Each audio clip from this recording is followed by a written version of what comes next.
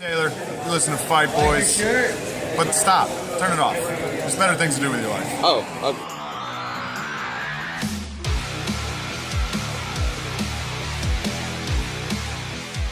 Welcome to Fight Boys, ladies and gentlemen, the weekly podcast about professional and not so professional wrestling. I'm the Shieldmaster 5000 himself, Scotty Moore. And I'm just your plaid boy, Blake. The plaidest boy. The boy of plaid. The boy who was plaid. And we unfortunately do not have Dylan this week. And unfortunately, I'm sorry. I guess we should firstly apologize for, me personally should apologize for the fact that there wasn't an episode last week. Because everything got fucked up with my audio. And so I couldn't post it. But we can celebrate that we did it.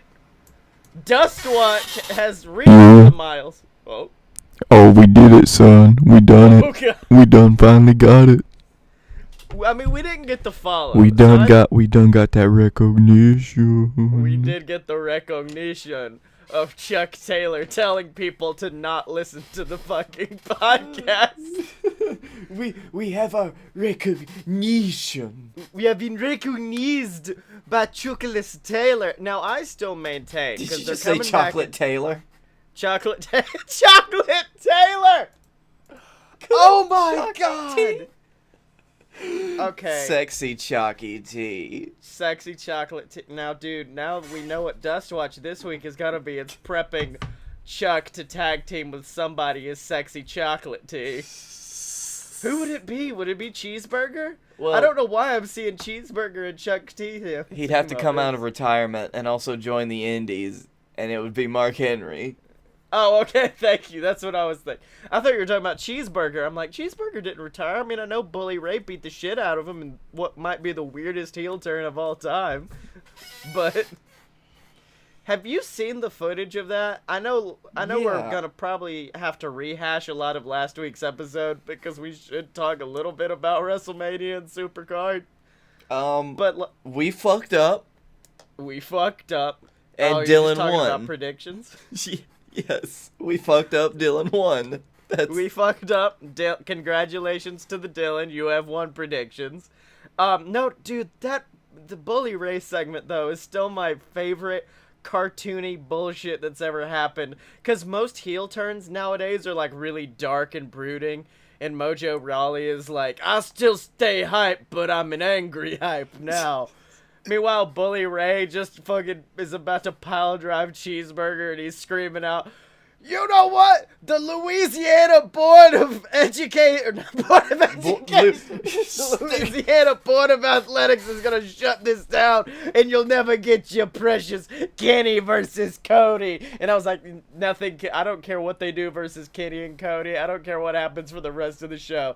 That's my favorite moment of Supercard. I mean, should we give, like, a brief synopsis of what we talked about last week? As far as, because, like, there was an episode recorded. Yeah, I mean, if you remember it, because I don't. All I remember is the fact that me and you have very differing opinions on the Undertaker-John Cena match. Because you said it wasn't a match. Okay, well, yeah, firstly, I will go back to that, because I did say it wasn't a match. It will go down in history as a match, much like The Rock versus Eric Rowan at 32 will go down as a match. But to me, it didn't feel like a match. It didn't feel like... And I think it's just because, like, the build-up... The build-up was something that would be awesome for, like, a SummerSlam or something that's not WrestleMania, but, dude, you gotta have Taker there for the build-up. You can't just tease us, and then be like, oh, but Elias is coming out, and then like, oh, but wait, now it's Taker, and oh, now there's not a real match. It's just kind of Taker beating the shit out of John Cena. Which is exactly what people wanted to see. A very drunk John Cena. Which is exactly what people wanted to see. I don't know. I wanted an athletic competition between those two. Oh, men. go fuck yourself, you want that. I did, dude. Are you kidding me? Like, Taker versus Michaels, Taker versus Triple H. I wanted that good shit back. But no, I got Taker got 5 comebacks in WWE 2K18 and hit them all at once. There was no way with that build-up were you going to get anything like this. That match was probably the most you could expect. Because they wanted to see if Taker could go with his new hip, and they wanted to see if people were still interested. Oh, dude, people are going to be interested no matter what. No, I mean, let's be honest here. The real money match for Taker this year, though, is Rusev Mania in fucking Saudi Arabia in that casket match. Oh, wait, hold on. I'm getting a report. Oh, no, it's actually Jericho Mania. Hold on. I'm getting another report. Boop, boop, boop, boop, boop, boop, boop. Oh. Nope. It's already back to Rusev. Oh, okay. I'm sorry. Wait, hold on. I'm getting another report. It's actually now Aiden English facing the under. Wait, hold. Really strange. It's back to Rusev. Yep. I'm Oh not shit! really sure Shawn Michaels is coming out of retirement to. Oh wait, Rusev again. It's Rusev again. Have they given like the actual reason why that happened? No. All I've seen is speculation. Best speculation I've seen is the fact that it may have been hard for Rusev to get a work visa for Saudi Arabia. Oh, I didn't think about that. Yeah, so I remember jokingly thinking that he would not be allowed in that country. No. So when that was kind of put into question, they were like, Chris, I'll owe you one. I know you're having fun in Japan, but Chris. I don't know why, but Sad Vince is my favorite new boy. Chris, help. Please. I need you, Chris. Meanwhile, Chris is on the phone just like, hey, you remember when I said we should rename the Women's Battle Royal the Sensational Invitational and you told me to fuck off, Vince? Yeah, but it was a dumb idea. You know what? Fair point. I'll wrestle The Undertaker. Fine. It's fine. I mean, it's not like I haven't before. Yeah. I've done it. Wait, has he? Yeah, he did. Yeah. World Heavyweight Championship reign. So in other news, dude, Superstar Shakeup. It was equally the most predictable and most unpredictable thing of all time for me. Yes, because all of it's almost like, I think that Paige in kayfabe is the best fucking GM that SmackDown has had so far, because she took all of the bad people from SmackDown and pushed them over to Raw. Yeah, it's just like, hold on, fuck you, the Ascension moved. Scotty, the only reason that we love the Ascension is in the world that we created for the Ascension. Which, by the way, I know I already sent this to you, but I'd still like to talk about it, is the fact that when I was reading the spoilers for Raw, like the recap, it did announce Baron and the Ascension going at the same time, and I'm like, fuck, are they bringing them over together? Vince is taking notes from us. Shit! He's always been taking notes. Half the time when we have good ideas, Vince does them. It's always been you, Vince. You did this to us. You did this. You. Also, can I just say, poor fucking Chad Gable. Because Chad Gable, was like, oh man, they moved my partner to Raw. Now I've got to be a singles. Oh, hey, Shelton's. Okay, cool. Yeah. Me and Shelton can. Oh, now I'm getting moved to Raw. Okay, well, cool. That's where my partner was. So now can we tell? Oh, he's injured. Shit. Fuck. Okay. He's also. Wait, who's his dad? Yeah, exactly. Wait, who's his dad? Hold the boat. Yeah. No, let me see. What other ridiculous thing? Because there were some ridiculous things that happened. Let's see. Okay, can I just say, I was getting really hyped for Natalya and Ronda Rousey versus Absolution in a tag match. I think that actually would have been pretty fun. Yeah, mostly because I would have liked to see Ronda versus, not Baszler, what's her name? Sonya Deville. Yeah. I would have loved to see those two square off. But now apparently they were like, well, we moved the one 3-woman group to Raw. We have to move the other 3-woman group to SmackDown. It only makes sense. It only makes sense. Also, I love the fact that they were like, the U.S. Championship is coming to Raw. Wait, no, Jeff Hardy won it, and now Jeff Hardy is going to SmackDown. Ooh, never mind. Okay, can we also say, welcome to the world where of WrestleManias where half the time when something big happens at WrestleMania, it's gone a week later. Oh yeah. Which I'm Oh, fine wait, with the fact that, oh, we got that great moment of Jinder Mahal doing a thing. Now fuck him again. Oh wait, did you just call that a great moment? No. But yes, honestly, fuck it. I'm speaking in Vince terms. But Blake, you do realize that we are only one Drew McIntyre turning on Dolph Ziggler and Heath Slater turning on Rhino away from a 3-man band. I don't think Drew McIntyre would ever want that again because of how good he is. Hey, to be fair, no. I just slowly reevaluated all 3 of them and was like, no, they weren't. The best member of that team at one point was, in fact, Hornswoggle. Yeah, think about the transformation that has happened to Drew McIntyre since he left, and think Yeah. about, do I want to just throw him back into that again? No. You remember that time that Kane just killed them all? Oh, yeah, and Brock. Brock definitely Brock? killed them all at one point as well. And the Shield. They did that. Oh, shit, I didn't realize the fucking bar got moved to SmackDown, too. Oh, shit. Yeah, I know, right? I'm like, wait, aren't they competing for the Raw Tag Team Championship soon? We are the bar, and We are the bar. we're just gonna take this championship, the red one, and we're gonna move it over to the blue one, and you guys Yeah. can have the blue one. You joke, but man, that might be what actually fucking happens, and it's gonna be so dumb. Oh God. Luckily, I think the motherfucking club is gonna get back together now that we have Carl and the Good Brothers fucking back on SmackDown. Also, oh, dude. Oh God. No, I'm on the WWE Instagram and I'm going through and looking at, who all got taken to SmackDown. And then I just saw this big, tall motherfucker just show up in my face once again. Oh shit. And he ain't gotten better, Blake. He has not aged like a fine wine. His promo, or if you could set sentence with Daniel Bryan, was he walked up to Daniel, looked over Daniel's head, basically saying, "You're short," and then looks at him and is just like, "Hey, you're short," and then walks away. God damn it.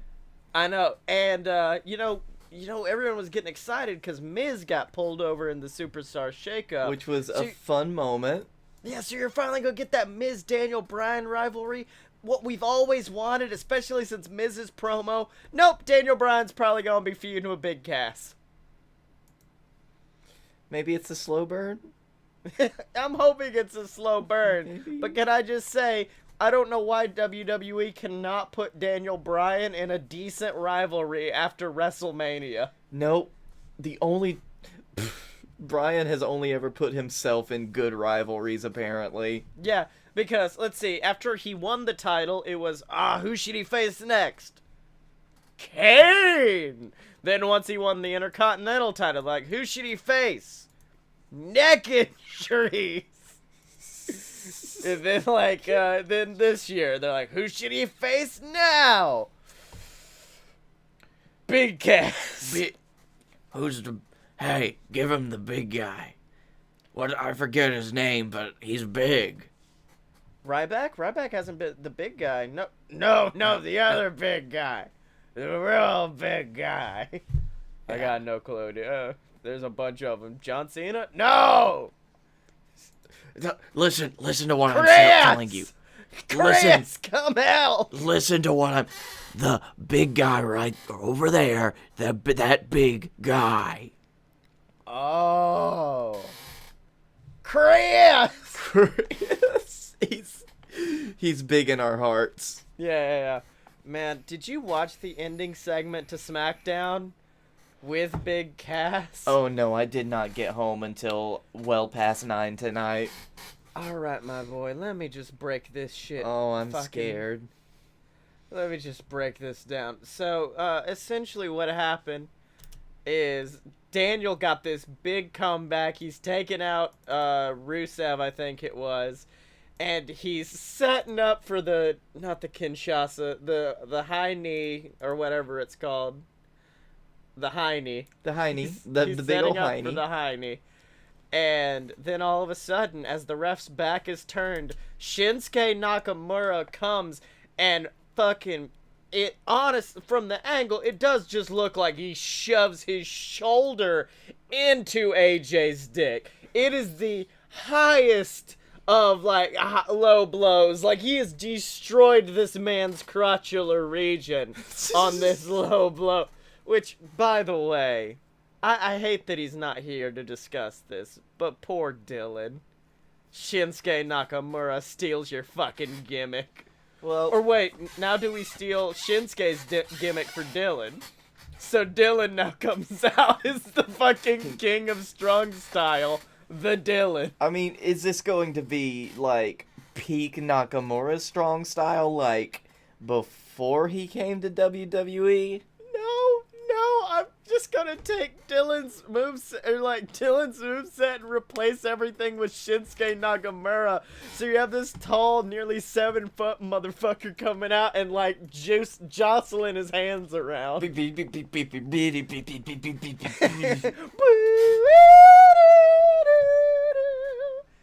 Okay. Anyways, so Nakamura comes out and he shoves his shoulder into AJ's dick. And it's a good thing that AJ has already he's already procreated at this point. Enough times. He has the tattoos on his ribs to prove it. So that happens and you're like, here's honestly what I thought, and I thought it would be really, really cool if they did this. Shinsuke upper dickers AJ. AJ goes down. Rusev and Aiden take the advantage to beat up Daniel, get the pin, continue the beat down to where Daniel is unable to move. Now they start to take out AJ. Club comes out, reunites, and then next week you would have the Club AJ versus Shinsuke and Rusev Day. Mm-hmm. Now, here's what happened instead, Blake Tanner. Daniel is about to fucking Heine Rusev, and he's like, oh no, Shinsuke, which, by the way, Shinsuke does not even try to hide the fact that he just hit him with a low blow. He has still got his hand, like, in dick region as Daniel turns around, and the camera shoots to Shinsuke, and he's like, oh no, and slowly pulls the hand away. Whoops. Like, I didn't do this. This was not my fault. This Can I also was say, I not do me. love the way that Nakamura's promos have been going since he turned heel. Oh, yeah. So, then Daniel walks over and is just like, oh no, AJ Styles has been punched in the dick. Turns around, oh hey Big Cass, boot to the face. Oh. And you know when they hold on something for too long and you can tell something's about to happen? Oh. They did that, but nothing happened. They just kept holding on Big Cass. Then they cut to Nakamura and were like, Nakamura, why did you do this? And he's like, no speak English. And then he left, went back to Big Cass, and then held on Big Cass for far too long again.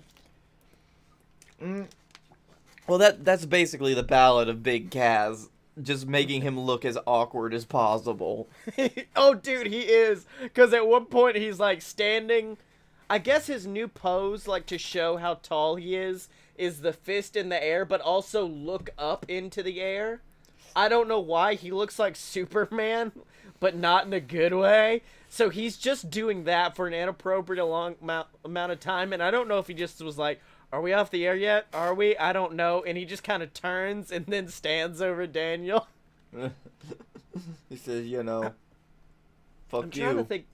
I'm trying to think who else, like, got... I'm trying to think of who else got drafted that was also equally a bad decision. I don't... How did SmackDown end up looking all in all? Here, hold on. I'll get you the full... They did get Sanity, which means the Bray Wyatt Sanity leading thing is probably not going to happen. I don't think Bray's gonna be leading anyone for the foreseeable future. Yeah. They got... they drafted the immortal one. R-Truth. Boy. They genuinely introduced R-Truth as the immortal one, and I lost my shit. R-Truth was just like, I'm so excited to be on Monday Night Raw! God We're damn. like, Truth, no. I can, when they announce the immortal one, I can just imagine them panning back into the gorilla position to Goldust, just looking really sad. Oh, yeah. Because if anybody's immortal on that roster, it's fucking Goldust. Oh, yeah. Let's see. Asuka. SmackDown got Asuka. Alright. Yeah. They also got Andre Cien Almas. So, like, really the NXT call-ups SmackDown won. I like that. Let's see. DeBar, the Club, the Asuka. Big fucking cast. That's the one that I'm not so on board with, but okay. Which one? Big cast? No, Asuka. Oh, Asuka. Yeah. Just super not... I mean, she lost.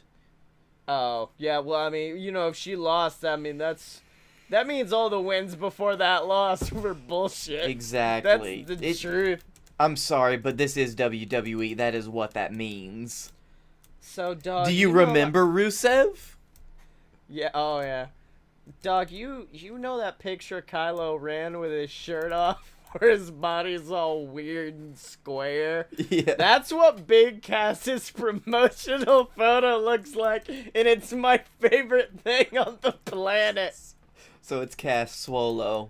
It's Cass Swolo. No, actually, you can see him. He's talking to Carmella through like the Force Mind Meld or whatever.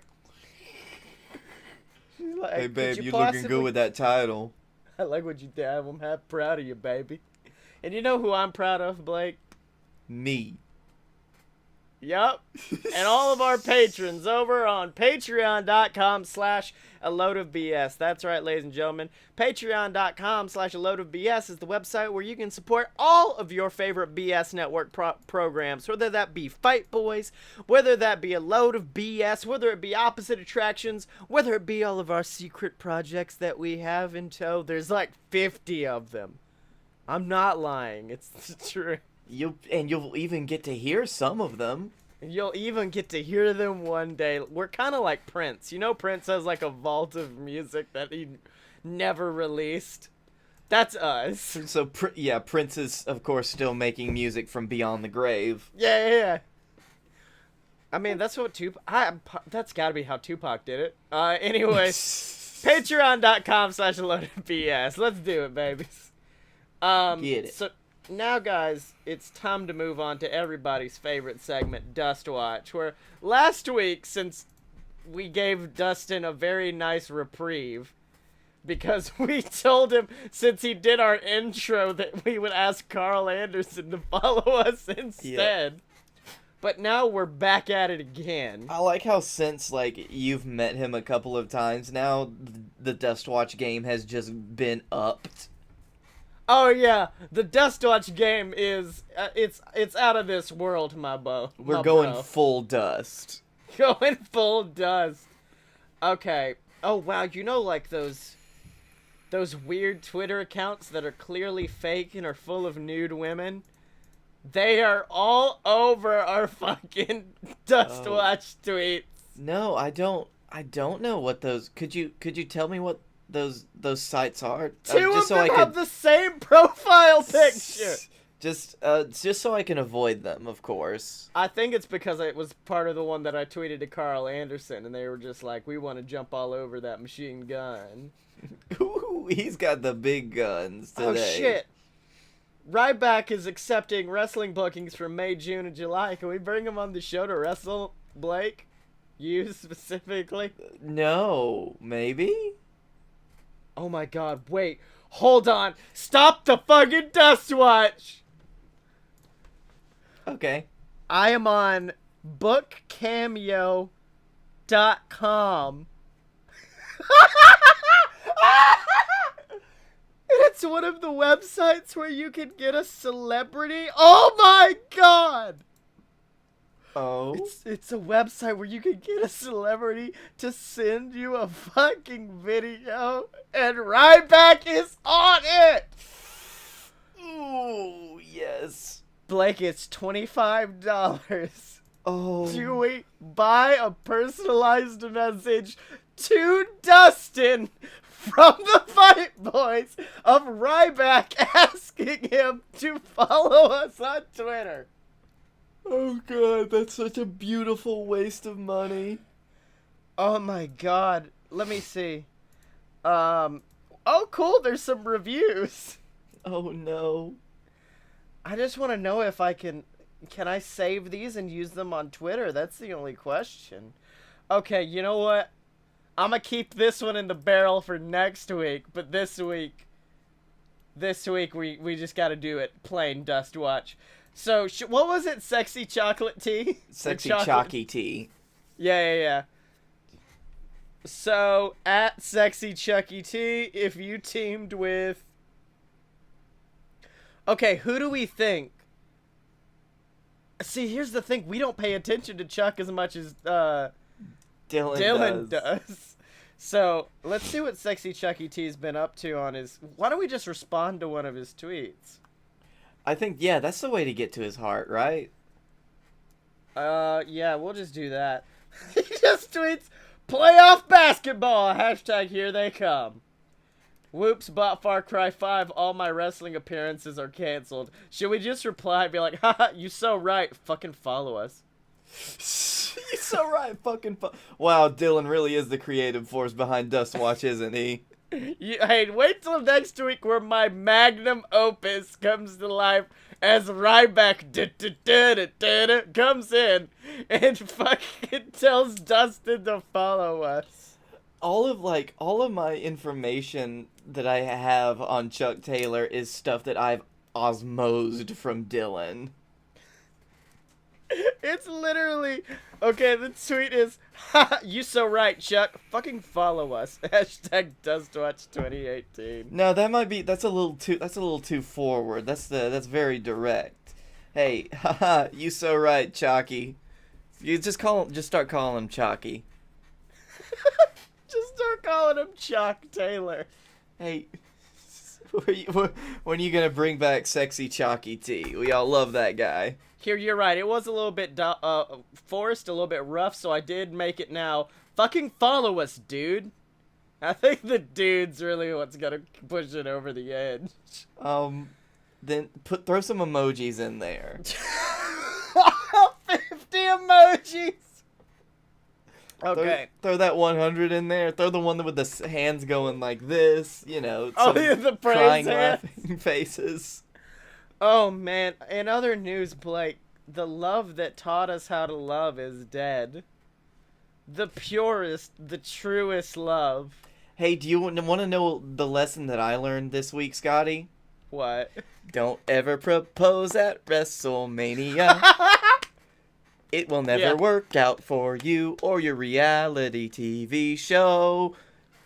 No, wait, hold on. Miss Elizabeth and Randy, didn't they propose at WrestleMania and get married at SummerSlam? That turned out well for them, didn't it? You are being sarcastic, aren't you? Because it did not. They were fucking married! They were, like, married for a while. Yeah, but, dude, do you not know, like, how problematic Macho Man was with Elizabeth? Hold on. Let me just do a quick Google. 2 minutes later. Oh, no! Oh, Scotty, I'm so sorry. Look, Randy Savage is a perfect man, and he never did anything wrong to anybody, including Stephanie McMahon. I'm going to read... Okay, hold on. This is a little bit of a Macho Man legacy story right now. Meanwhile, yeah, fucking Nikki and John... Okay, I'm sure you've read more because you were actually on Reddit, whereas I just pretend to be. What did they say, like, it was? Because I heard about John getting, like, cold feet or something. Probably. I think a big thing that it also attests to is one of the biggest things in a relationship is if Yeah. one of you wants kids and the other one doesn't, and that's Oh, just no. up and that's just how you are, it's doesn't have a good track record of working out. Oh shit! Yeah, I've heard about that a lot, man. Yeah. So wait, which And- one wanted a baby? Which one didn't? Oh, John Cena does not want kids. Well, yeah, cause we're his kids, Blake. Exactly, we are his We're- kids. We are his wrestling babies. And Nikki definitely wants kids. I mean, what? Just get Brie to. I don't know. That's man. not how it works. Brie to have a baby. She already did? No. Now Nikki steals it in a SummerSlam match. No. Okay, no. I'm not seeing a lot, but then again, I am just on Wikipedia of Miss Elizabeth, and all I'm seeing is when fucking Lex Luger beat the shit out of her, Oh, and there that's were a why lot he's of in a bad fucking stories that went wheelchair. around. Anyways, Yeah, there were a lot of bad stories that went around backstage. Like he would he would force her to never leave the house. Like all of her drug habits and her eventual death were kind of spurned and started by Macho. They did not have a good relationship outside of wrestling. yeah. But man, it was good for a while though. Actually, hold on. I think it was probably mathematically good for about 6 years, which is exactly how long John and Nikki were together as well. Yep. Man, is there... Okay, number one couple in wrestling, go. Oh shit, I just realized it's the most annoying one too, and it's Stephanie and Triple H. Yeah. They are my number one couple. Well, okay. If we're talking outside of kayfabe, that is easily the number one couple. Oh yeah. In kayfabe, though, it's Alexa Bliss and Larry Sue, her pig. Larry Steve, I'm sorry. I don't even... The pig is not kayfabe, though. The pig... No, the pig's not real. It's kayfabe pig. Pig fabe. Scotty, I just sent you a new update to the famous SmackDown picture. I'm sending it in the Hangouts chat. Just want to show you that. I'm sorry. I'm apparently you don't know that Alexa Bliss's pig did star in the film Fabe 2 Pig in the City. Blake, that one got me. Come on, God give me a damn it. courtesy laugh.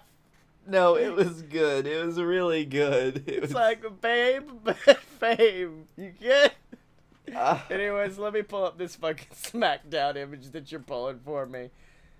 I mean, see, the thing with, like, most wrestling couples is you have to be somehow able to get over the jealousy of, oh my god, this image is the best. They've updated it every year since the original brand split. Oh, that's so good.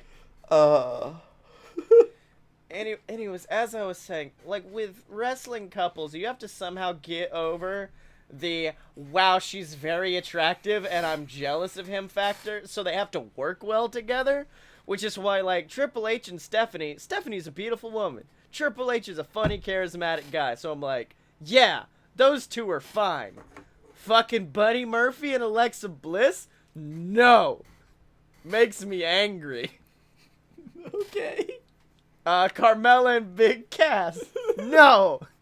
You barrel-chested son of a bitch. No. Listen here, you tall, square bastard. You tall, square motherfucker. Miz and Maurice. Miz learned, I don't know if he learned French to speak to Maurice, or if he already knew French, but that's a real man right there. I approve. Yeah. You don't fuck with Miz. Also, by the way, this is kind of rough, but Miz did call it. Oh, yeah. Oh, yeah. Anytime I went to a comment section talking about Cena and Nikki breaking up, they were all like, Miz totally called this. It's okay, because I'm pretty sure the next comment down you saw was, oh, it's alright, Cena has a backup, and then it shows Breezy Bella.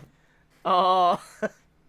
Now, I just realized, like, for a while there I was getting upset because I've only seen The Undertaker. Oh, well, I guess my track record's a little bit better of Undertaker matches, because it used to be, of all the WrestleManias I went to, Taker only won at one of them, but now I have an even worse track record at WrestleMania, which is 100% of all proposals I've seen at WrestleMania have ended in a very sad manner. Oh, woof. Oh, I know. God. Oh, jeez. My headphones fell out. It's alright, buddy.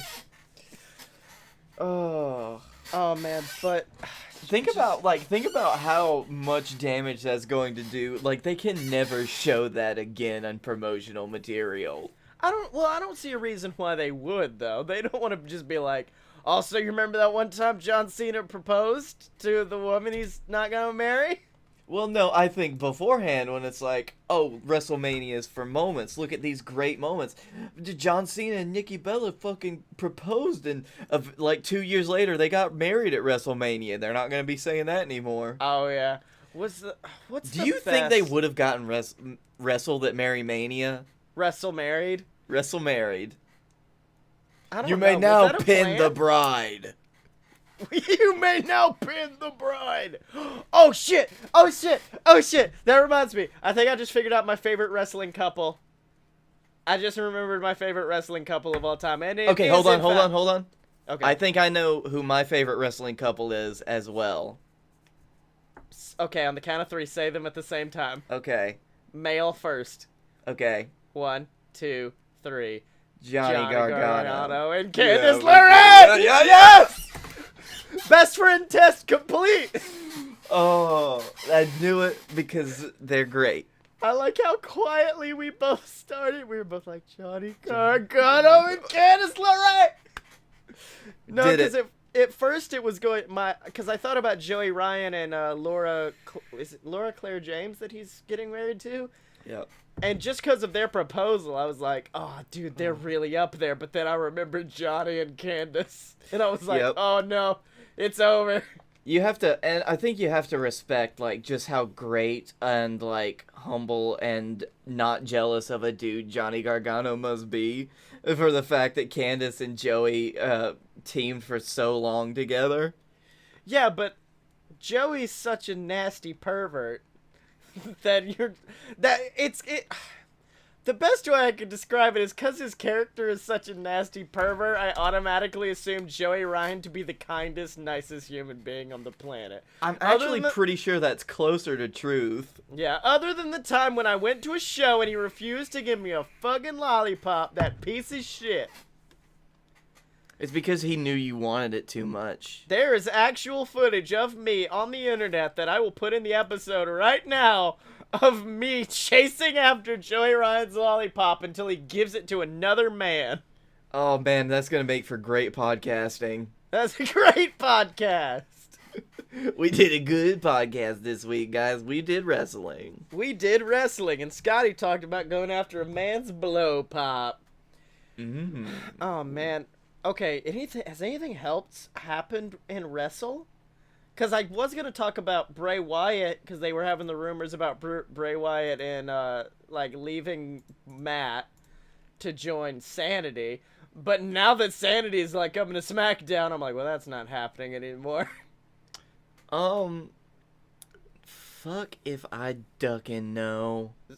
You're the Reddit boy. You're the one who should just be like, someone complained about Mark Henry in the Hall of Fame today. I mean, if you want to go, like, sad, this is, when we're recording this, Rosie passed away a year ago. I did see that. Wait, a year ago? Yeah. It wasn't a year ago. A year ago today. Rosie has been dead longer than that. Hold on. That's a cruel thing to say about a man, but I'm almost positive he's been dead longer than that. Matt, Holy shit, he did! Yep.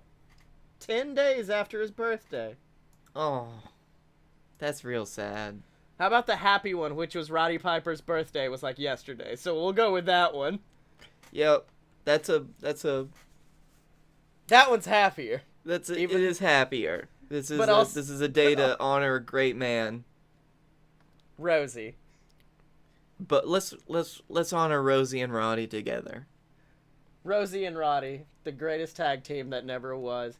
Have we discussed on the show, like, do you remember where you were when you heard Roddy Piper died? I do. Because people have that shit with, like, 9/11 of, I remember where I was when I heard about 9/11. I remember about this. I remember about that with Pearl Harbor.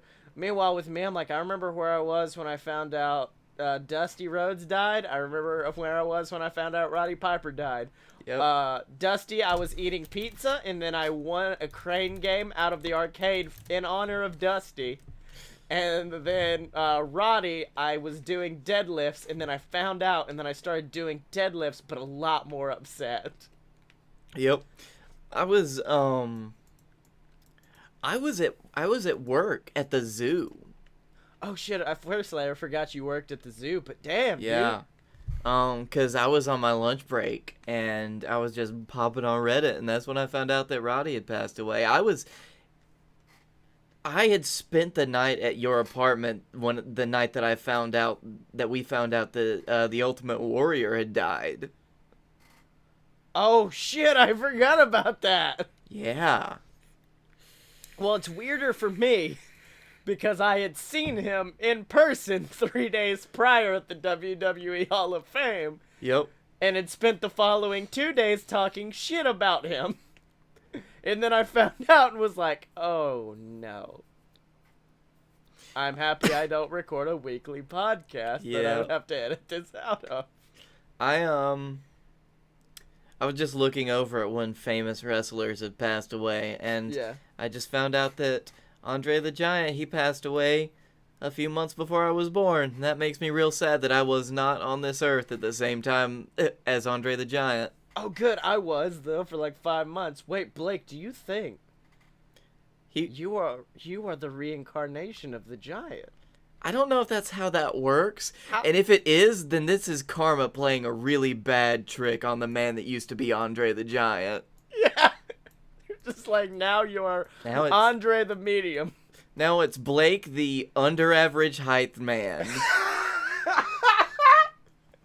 Oh, man, I want that to be your new JWF gimmick. Blake, the under-average Giant. Look at him. Man, he is just below that curve. The 8th average of the world. Blake Tanner. But you know what's nothing less than average, Blake? Our wonderful... Oh, I know what's nothing less than average, and it's another part of me. is- My heart. It's an enlarged heart. It's enlarged. I have problems.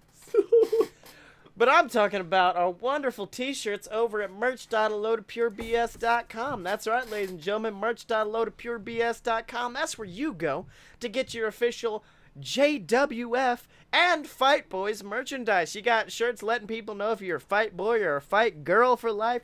You got shirts for all your favorite JWF superstars, whether that be the dastardly Rat Ascension, or Bastards. of course, we got shirts for Canada Charlie, the Lumberjack, the JWF champion himself, Blake Tanner.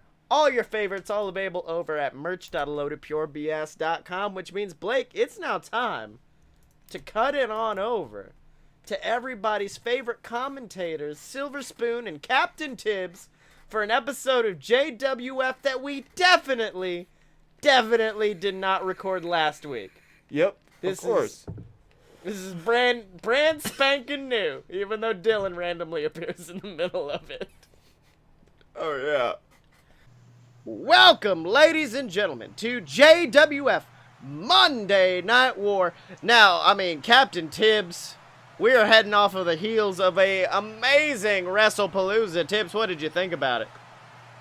It was good. I liked it. Had fun. A lot of good times. Yeah, Tibbs here.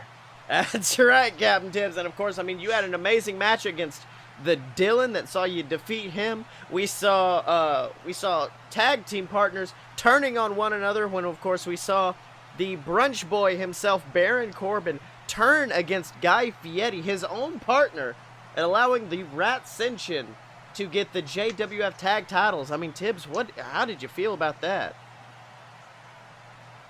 Not great. All right, well, Yeah, you certainly didn't have a good opinion of it that night either. I had a lot that night going on. You had a very emotional night. Of course, you got to see your son, Canada Charlie, win the JWF Captain's Championship. Now, does this mean you would officially declare him to be your child or something? Well, I think I already have in my heart. But I just want him to talk to me again. I don't know if he'll do that. I don't think he likes you that much, Tibbs. But anyway, speaking of the Rat Ascension, the Rat Ascension are in our ring right now to celebrate their JWF Tag Team victory. Let's have a listen. Ladies and gentlemen, get ready to bow down. Get ready to bow down because the Rat Kings are here. You know, they say everyone has their own journey to the top. And you all know how long our journey's been. You know how much we've put up with to get here. And you all know that it took a little help to get us here. Ain't that right, Victor? Yeah. Yeah, that's why we're out today to thank the man who made all of this possible. We're here to thank the man who put these tag team belts over our shoulders. And that man, well, hell, he was our opponent. Turns out old Brunch Boy finally smartened up, didn't he? Finally came back to his brothers. His brothers of the WWE, and that's why we want to bring him out here. Brunchy, come on down. Oh, and Tibbs, there he is, the Brunch Boy himself, Baron Corbin. He does not look happy about what happened. I don't think he looks happy about the Rat Ascension having those belts either, though. All right, first things first. Connor, Victor, you are not my brothers. I didn't do what I did last night because I care about you. I didn't do it because, oh, the WWE, that's my home. I did it because just like I know you two aren't my brothers, I know Guy Fieri isn't my brother either. You want to know how I know? Because week in and week out, Guy Fieri wouldn't look at me like a partner or as a friend. No, he would look at me with fear. The fear that one day I was going to turn, that I was going to go against him, that the lone wolf would emerge. And so Guy Fieri never trusted me. Not once. He didn't care about me. He was afraid of me. So at WrestlePalooza, I made sure to give Guy something to be really afraid of. But Guy, believe me, that fear in your heart, it's not going away anytime soon. Because I'm not going to stop. Oh, and Tibbs, here he is. Guy Fieri, Baron Corbin's former tag team partner. How do you think Guy is reacting right now? I don't know, he's probably sitting back eating some chips. All right, let's hear what Guy's got to say. Really, Baron? You think I'm afraid of you? You think I'm afraid of some WWE reject whose greatest accomplishment is getting his ass beat by John Cena?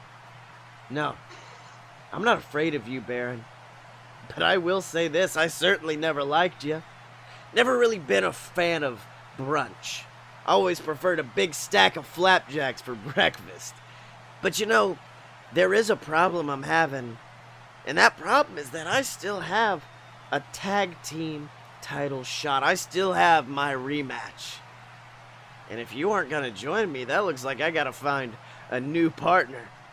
So, hey, everyone out there, who wants to team with Guy Fieri? Who wants to be partners with me? Let me see. Anyone out here want to be champions? Hey, kid, come here. Yeah, what's your name? Nicholas? Yeah, nah, that does seem a little bit dumb to just grab some 10-year-old out of the crowd. How about this instead? How about I show you guys a real partner? My real partner. Because he's a man that loves flapjacks just as much as I do. In fact, just this morning, me and him were sitting down and we had ourselves a massive lumberjack breakfast. Oh my God, Tibbs, it's the Lumberjack.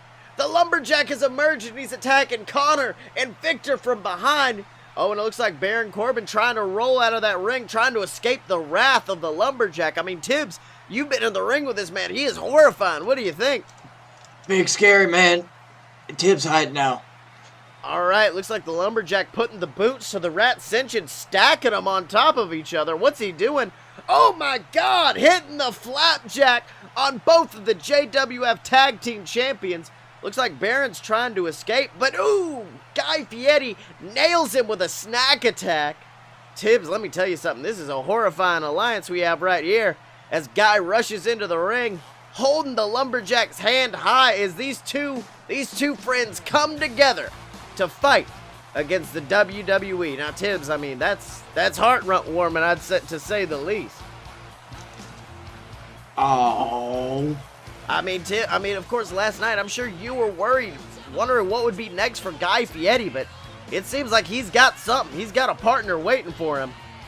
I wasn't, but yeah, it's good for him. Well, Tibbs, speaking of things that we weren't expecting, we, of course, weren't expecting Honey Pot, your faithful interviewer, our faithful friend, to come out during your match last night, but Tibbs, something seemed wrong with Honey Pot. You got to explain this. Okay. So listen. Honey Pot may or may not possibly have a demon. Literal demon. Oh. Possibly inside him, within him, that may or may not have been locked away by a certain god of the JWF and Captain Tibbs himself over here. And he's very scary. But now he's awoken, and it looks like, luckily, he's going after Well, yes, one would say he is broken out of his captivity. Yes. It looks like he is awoken, and he is actually, he's actually set his sights on the Dylan.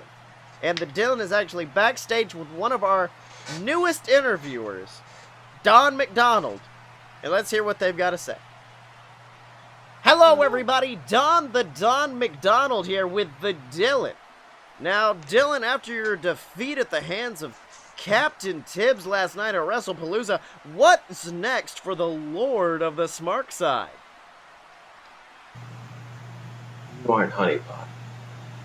Oh my God! Dylan grabbing Don, tossing him against the wall. Oh my gosh, and ooh, tossing him clean across that corridor into a wooden table. Oh, Dylan is going crazy, rushing through our backstage area. This is chaos. Oh, but it looks like we've got another interviewer coming towards him for some answers. Hey everybody, this is Melvin. I'm the intern here, and I guess I'm here with the Dylan now.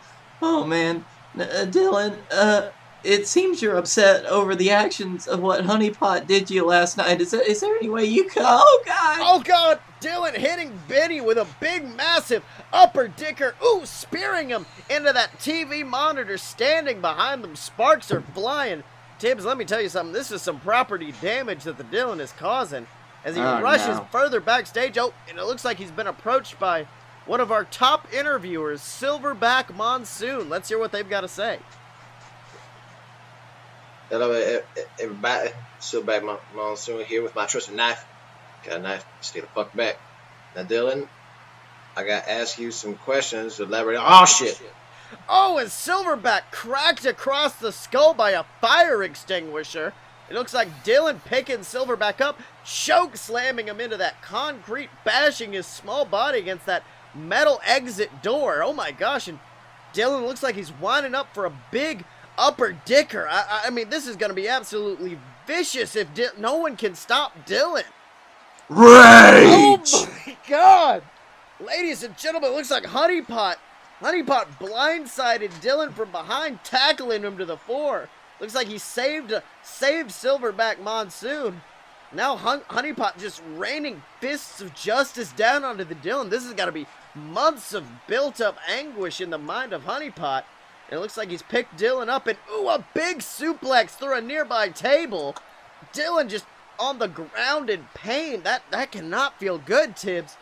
Oh, and it looks like Honey Pot's actually grabbing the microphone. Hello, everybody. Honeypot here with the ever-approaching darkness that will consume the Dylan and all the JWF.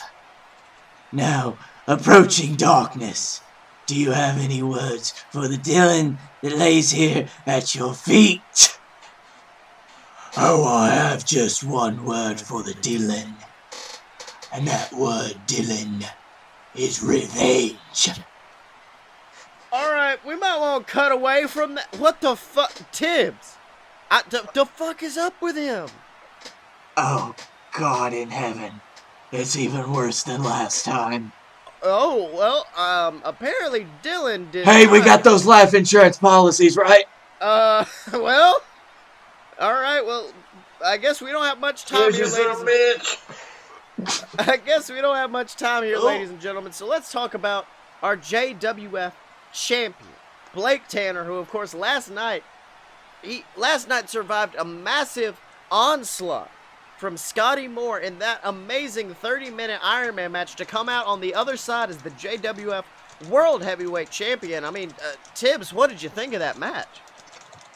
A club banger, Sills. It was a great match. Very interesting. Tons of survivability from Blake Tanner. Scotty Moore showing some really great, terrifying offense. Great match all around. That's right. And Blake Tanner is in our ring right now, and it looks like he's got his title and he's ready to celebrate. Let's hear what he's got to say. I told you. I told each and every one of you that WrestlePalooza was going to be history. We were all going to make history at WrestlePalooza. Momoa Curry toppled The Undertaker. Canada Charlie won the brand new Captain's Championship. Even I was surprised with that one. And you know what? At the very end, you saw me outlast Scotty Moore for 30 minutes to stand here tonight as your reigning, defending JWF World Heavyweight Champion. You know, I was worried there for a little bit. It was probably the hardest thing I'd ever been put through. There were times I wasn't even sure where I was anymore. Half the time it was nothing but instinct, telling me, kick out, telling me I had to survive. And I did survive. I survived things that would break normal men 10 times over. I survived against things that would make even gods tremble. I kept getting back up, no matter what was thrown at me. And there was a point in that match that I realized none of this was about the title anymore. Really. It wasn't about this title that I'd worked so hard to achieve, worked all my life to have the honor of holding in front of you. Everything that I'd worked to protect. It was about showing Scotty Moore that I could survive everything he threw at me and keep coming back for more. For a minute there, near the end, Scotty, he was getting all of those pinfalls back. It was 3-3, and I knew that I had to do any and everything. I had to act fast. And that's why I took Scotty Moore's skull, and I had to bash it against the concrete with a BDT. I left him laying on the ground. Before he knew what hit him, 30 minutes were up, and his shot at the championship was gone. So it was an admirable fight last night, but at the end of it all... Oh, and Tibbs, there he is. The former #1 contender to the JWF Championship, Scotty Moore. And it looks like he is not happy with the words that Blake Tanner is saying. Let's hear what he's got to say. Really, Blake? You survived me? You outlasted me? Is that really the story that you're having to tell yourself just so you can sleep at night? Now look, I know I'm bad about rewriting history. I know I'm bad about changing the story to make me seem like a hero. But Blake, we can all go back and watch that match. All these people out here can easily search it and watch what really happened. Because as that clock ticked down, 10, 9, 8, 7, all the way to 1, you were on the ground, staring up at me, and when that clock finally went off, were you standing on your feet like the triumphant hero staring down at the beaten body of Scotty Moore? Were you the conquering hero holding your belt high above your head? No, Blake. When that clock finally dinged, you got my foot in your face and you went down like a bitch. So you can say that you outlasted me all you want, but we all know the truth. We know that you got lucky.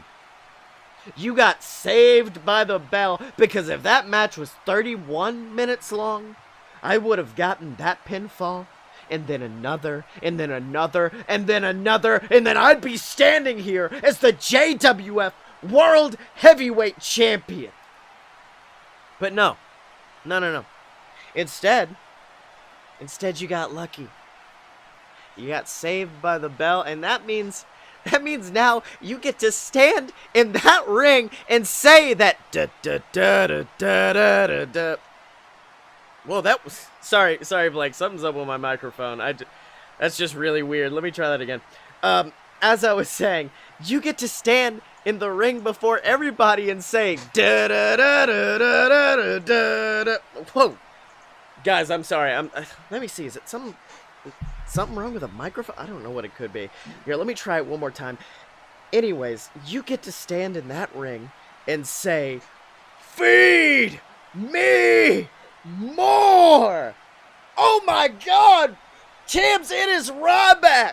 The Ryback has joined the JWF, appearing from behind Blake, pummeling the champion over the head with a big clothesline. I mean, Tibbs, did you hire this guy? How'd he get here? Who is that?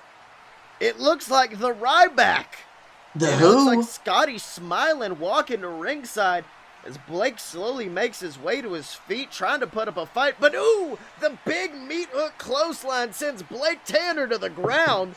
Ryback pumping his fist as Scotty walks up onto the apron, smiling a massive smile as Ryback picks up the champion Blake Tanner into the air, marching around the ring with him on his back, and the shell-shocked, putting Blake Tanner against the mat. Meanwhile, it looks like Scotty Moore just scooping up the JWF title, holding it high as he joins the big guy in the ring, and the two raise their heads. Tibbs, this is a demonic alliance that's being formed here. I still don't know. Why is that big baby in the ring?